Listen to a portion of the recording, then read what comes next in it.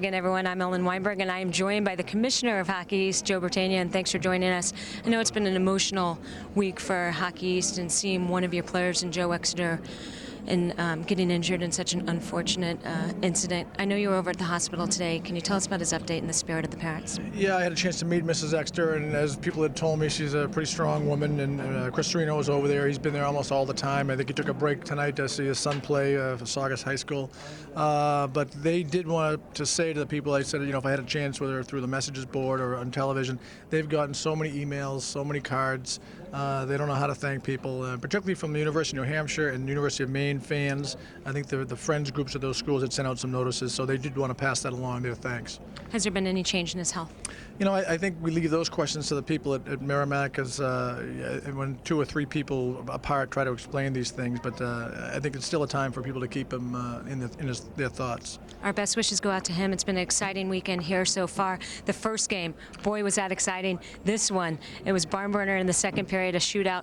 What can you say about the league and the 4 teams here? Well, I think it was a new-look tournament to see UMass get here. Nobody quite knew how good they were. Obviously, a wake-up call from everybody else last weekend. But when Don Cahoon was hired a couple of years ago, I know one coach said, hey, the league just got tougher. And he's probably proven that a little bit earlier than people thought. That was one of the best games I've seen. The 6 years I've been with the league, that was one of the best playoff games. And this one a little bit of a shootout, which you don't usually see in a semifinal game. As a former athlete and hockey player at UNH, I was particularly excited to see Hockey East add women's hockey. This weekend as well, you have a championship going on over at Northeastern University, UNH, Providence, Maine, and UConn. What can you tell us about that? They don't call me a former athlete because I was a goalie, so I was going to a former artist. We got 2 semifinals tomorrow. It's been a busy weekend, but I'm happy after having spent 15 years with the ECAC and done a lot of women's hockey. We've had a great start. We've got Providence, the #1 seed, playing UConn late tomorrow, UNH and Maine. So there is one Maine team down here this year, not the one people thought would be here, but we're very excited about it, and they finish up Sunday afternoon in Matthews Arena.